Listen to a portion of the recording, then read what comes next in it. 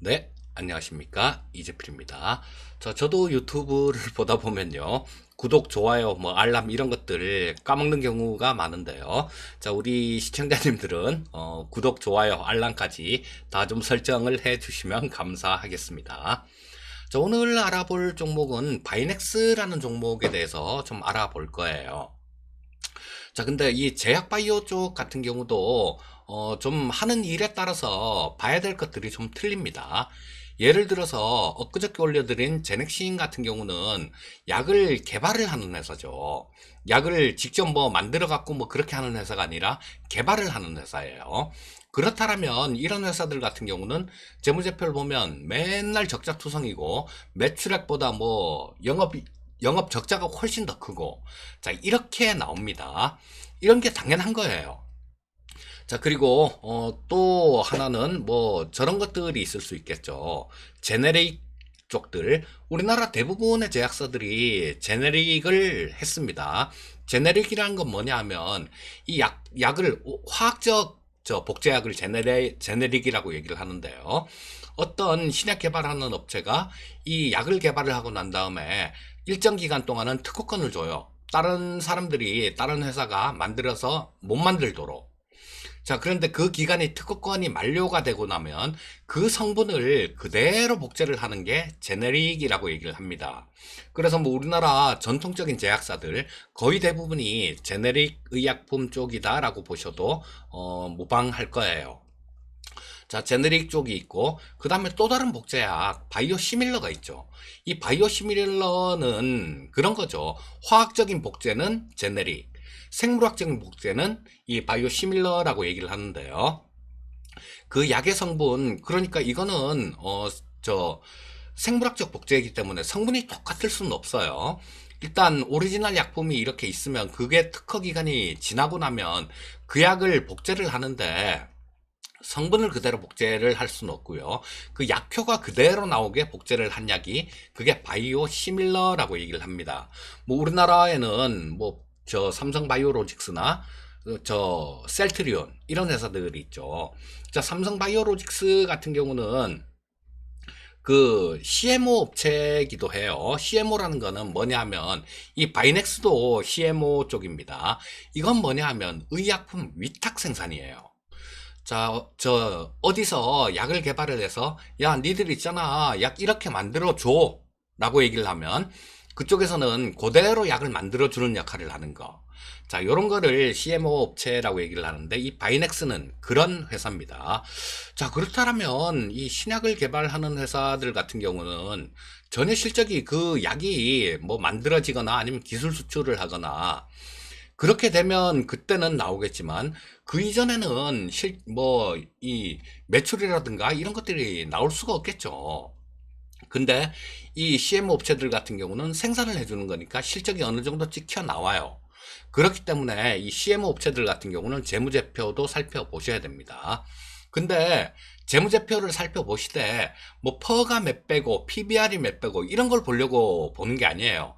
그런 잣대를 갖다 대는 순간 뭐 성장주 쪽은 매매할 종목이 하나도 없어집니다. 맨날 뭐 저런 것들 포스코, 현대제철 뭐 이런 거나 매매를 해야 돼요.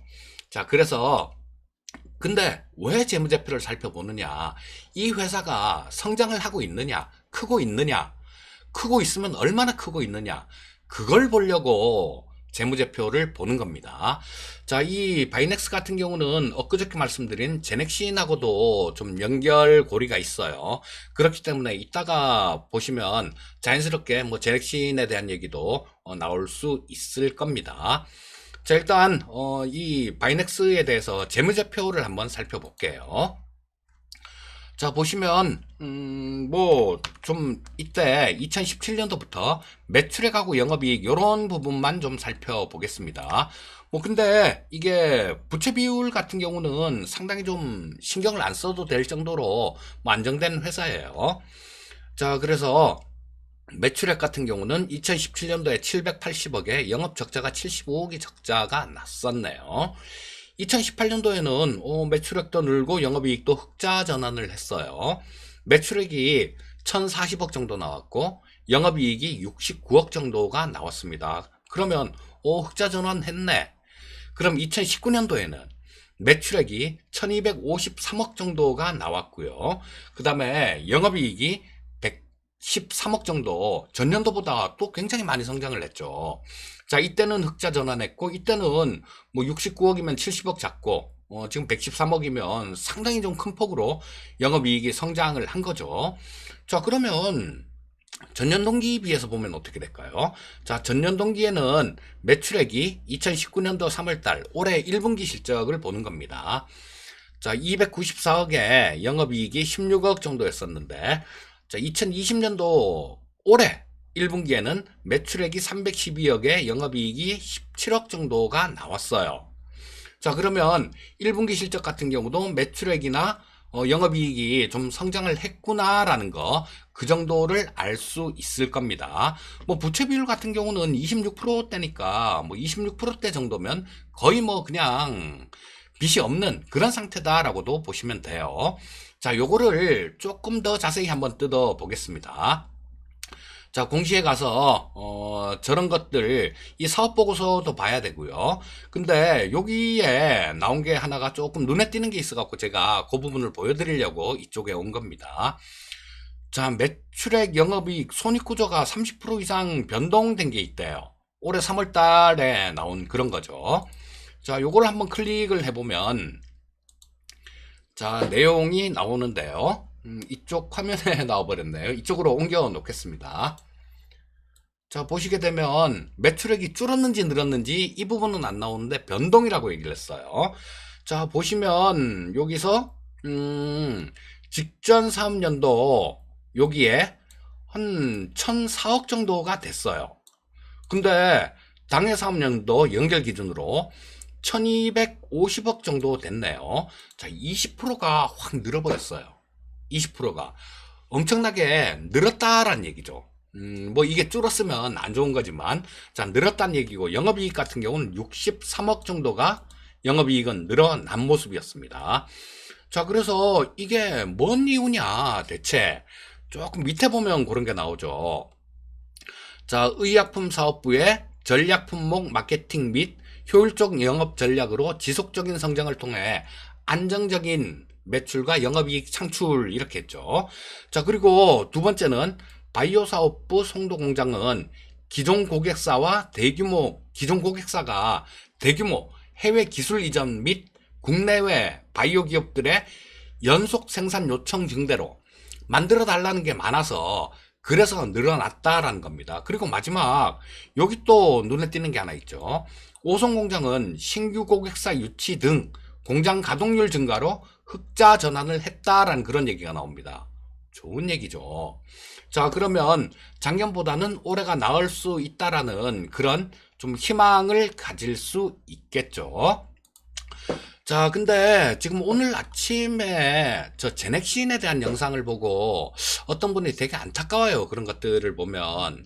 뭐 어제 매수를 하셨답니다. 뭐 저 영상을 보고 매수를 하셨는지, 아니면 매수하시고 난 다음에 영상을 보고 오늘 아침에 댓글을 다셨는지는 모르겠는데요.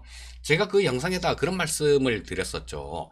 자, 매수하라 이런 얘기가 아닙니다. 자, 냉정하게 판단해 보십사 하고 그렇게 영상을 올립니다라는 말씀을 드렸어요.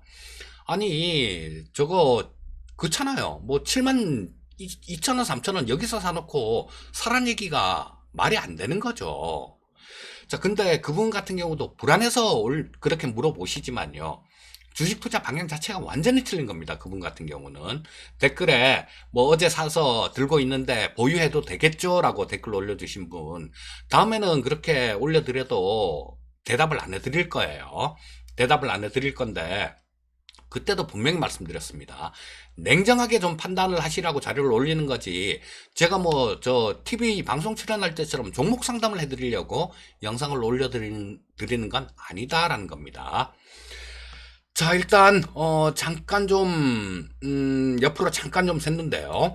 자, 그렇다면 이 바이넥스 같은 경우는 크고 있는 회사다, 그렇게 보면 되겠죠. 그리고 자, 뭐 지금 현재 요게 올해 예상치를 좀 보게 되면 올해 예상치는 한 140억 정도가 나온대요.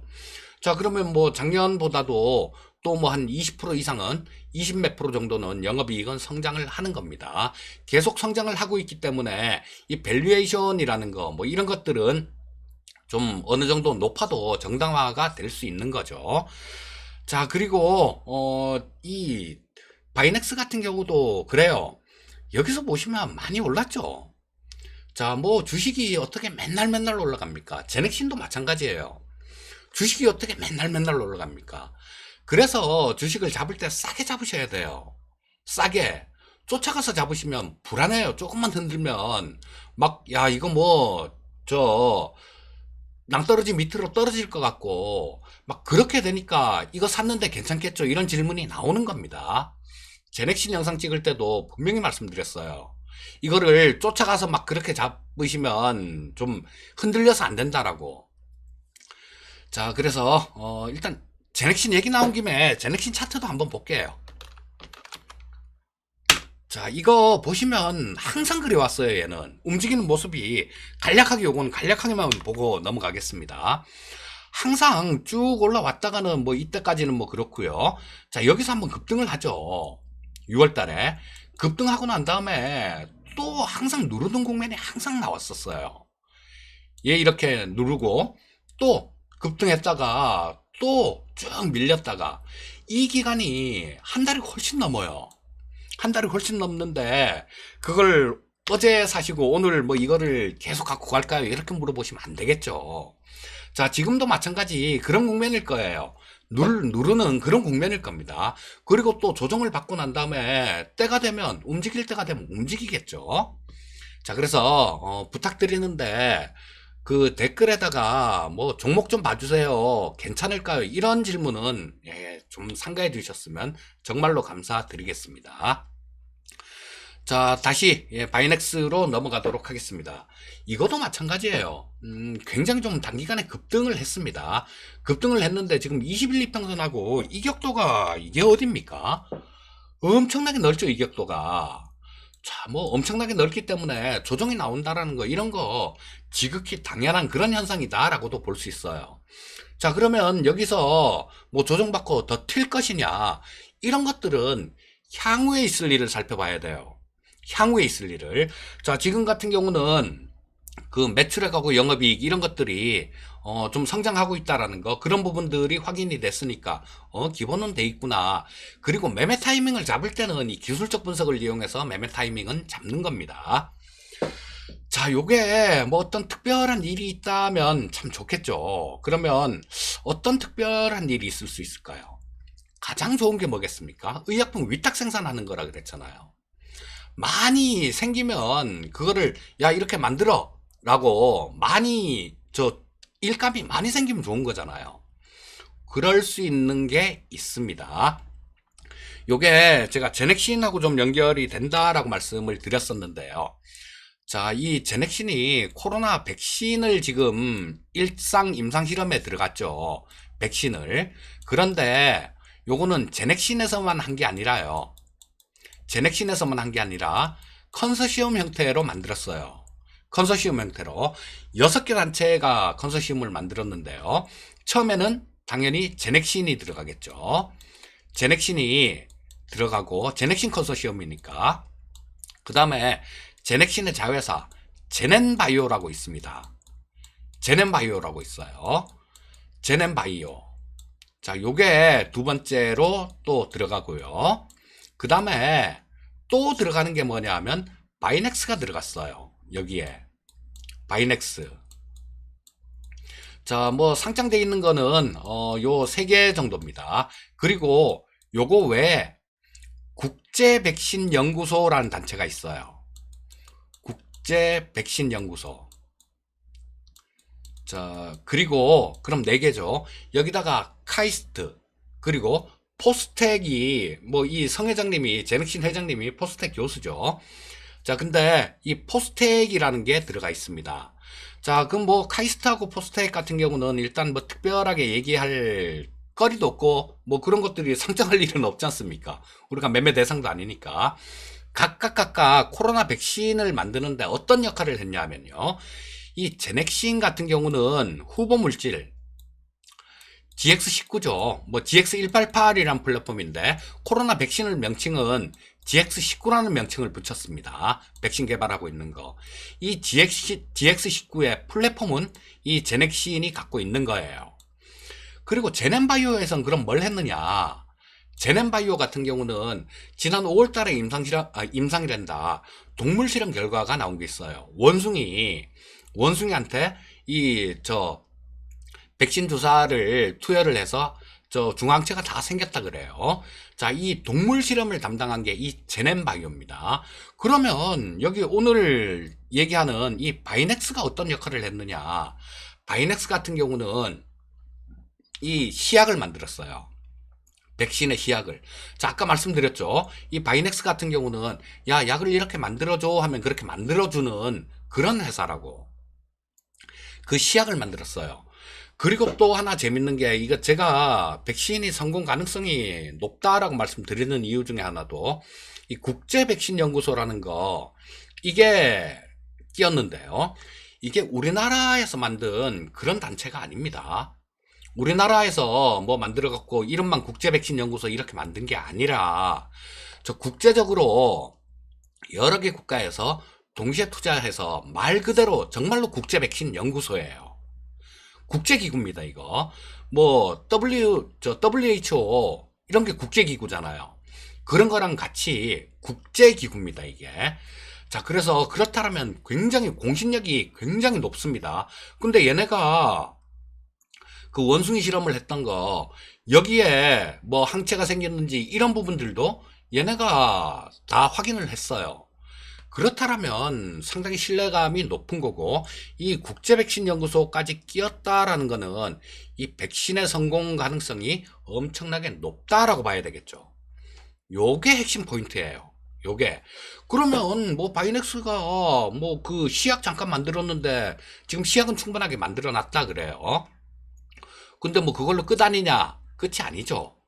자, 이 백신 성공 여부에 따라서 제가 그 제넥신에 대해서 얘기를 할 때 그 칼베라는 회사가 있다고 말씀드렸죠. 자, 요거는 인도네시아 최대 제약사예요. 자, 인도네시아 인구가 약 3억 6천만 정도 된다라고 얘기를 하죠. 3억 6천만. 근데 그 인도네시아에서 최대 제약사입니다. 자, 근데 인도네시아뿐만 아니라 아세안 지역, 뭐 아세안이라는 거는 다 해당되겠죠. 뭐 말레이시아, 싱가포르 이런 쪽들 다 해당이 되겠죠. 그쪽에서 최대 제약사예요. 그리고 그런 것들도 지금 MOU를 체결을 해놓은 게 있습니다. 자, 이 약을 백신을 만들었을 경우에는 자, 판권은 뭐 제넥신의 플랫폼이죠. 이 인도네시아 쪽 판권은 칼베가 갖는다라는 그러면서 제넥신은 로얄티를 먹는 거죠. 그런데 이 바이넥스 같은 경우는 뭐냐? 생산은 국내에서 한다 그랬어요. 생산은 국내에서 한다. 자, 그러면 이 백신이 성공을 했을 경우에는 이 칼베하고 또 MOU를 체결해서 뭐 공장을 지금 지을 계획에 있습니다. 공장을 지을 계획이 있어요. 자, 그렇다면 이 백신만 제대로 된다라면 바이넥스 같은 경우도 일감이 엄청나게 늘어나겠죠. 일감이. 지금은 이 코로나 백신 같은 경우는 없는 거잖아요. 코로나 백신의 경우에는 지금 얘네들 매출에 포함이 돼 있지 않습니다. 그런데 인도네시아만 하더라도 뭐 3억 6천, 아세안 다 합치면 한 10억 정도 되고 우리나라만 하더라도 5천만. 그리고 또 이 코로나 백신이 효과가 그러잖아요. 뭐 한 번 맞으면 되는 게 아니라 항체가 자꾸 생겼다 없어진다잖아요. 어쩌면 계절 독감이나 우리 독감 바이러스, 독감 백신 이런 것들처럼 어쩌면 뭐 때가 되면 맞아야 되는 그런 일이 생길지도 모르겠어요. 자, 그러면 이 제넥신의 백신이 성공을 한다라면 어떻게 되겠습니까? 바이넥스도 쉽게 얘기하면 녹아나는 거예요. 이겁니다, 이거. 바이넥스의 투자 포인트는 이거예요. 그럼 당연히 바이넥스 투자자들 같은 경우는 제넥신이 잘 만들고 있는지, 뭐 실패는 안 했는지 그런 부분에 대해서도 당연히 신경을 써야 되겠죠. 제넥신이 이걸 성공을 하게 되면 바이넥스도 같이 대박이 나는 겁니다. 자, 이해가 되셨죠? 뭐 이 정도면 뭐 어느 정도 좀 이해가 되셨을 것 같은데요. 자, 바이넥스 같은 경우도 지금, 제넥신에 대해서, 백신에 대해서 간략하게 좀 말씀을 또 추가로 드리면요. 자, 요거는, 제넥신 영상을 만들었을 때, 그때 말씀을 드린 내용이에요. 지금 6월 달에 일상 실험에 들어갔습니다. 저기, 사람을 대상으로 해서, 인체에다 투여를 했어요. 뭐 지금 백신이 통상 생기는 기간이 한두 주 정도라고 얘기를 합니다. 그런데 뭐 아직까지는 어떤 얘기도 나오질 않아요. 어떤 얘기도 나오지 않는다는 게 안 돼서 안 나오는 건 아닌 것 같고요. 이거를 뭐 어설프게 그렇게 발표를 안 하죠. 기간이 8월 말까지니까. 자, 그래서 제 생각에는 이 유인원들 뭐 이런 쪽을 했으면, 그리고 유인원들 쪽에서, 원숭이 쪽에서 항체가 생겼으면 사람도 생기지 않을까 싶은 생각이 들고요. 그리고 이 일상은 안정성을 평가를 하는 건데, 자, 이 GX19 같은 경우는 그 GX1882라는, 정확히 얘기하면 E까지 붙습니다. 그 자궁경부암 플랫폼, 그거를 이용해서 백신을 만드는 거기 때문에 아마 일상 같은 경우는 충분히 그냥 통과를 하지 않을까 싶은 생각이 들어요. 8월 말 정도까지 결과가 나올 예정입니다. 자, 뭐 그리고 거기서 좋으면 뭐 9월 정도부터는 이 이상 같은 경우는 인도네시아에서도 하고 여러 군데 국가에서 임상 실험을 할 거예요. 자, 이게 제넥신에서 제대로 만들어서 시판되게 되면 그 생산은 바이넥스가 담당을 하게 되는 겁니다. 칼베하고도 제넥신하고도 바이넥스하고 셋이서 뭐 그렇게 저번에 MOU를 체결한 게 있어요. 그렇다면 이 제넥신의 주가는 결국 이 백신에 달렸다, 이렇게 보시면 되겠죠. 그래서 바이넥스 주주분들 같은 경우도 이 제넥신의 움직임들, 제넥신 뉴스 나온 것들, 이런 것들도 좀 잘 살펴보시고요. 백신 개발이 어떻게 돼가는지 그런 부분들도 잘 살펴보시면 되겠습니다. 자, 오늘은 일단 뭐 재무제표라든가 매출액, 영업이익, 바이넥스는 그런 부분들도 좀 살펴봤고요. 향후에 있을 모멘텀들, 이런 것들도 좀 살펴봤습니다. 자, 항상 성공 투자하시고요. 저는 내일 아침 금요일 날 시황방송으로 또 찾아뵙도록 하겠습니다. 감사합니다.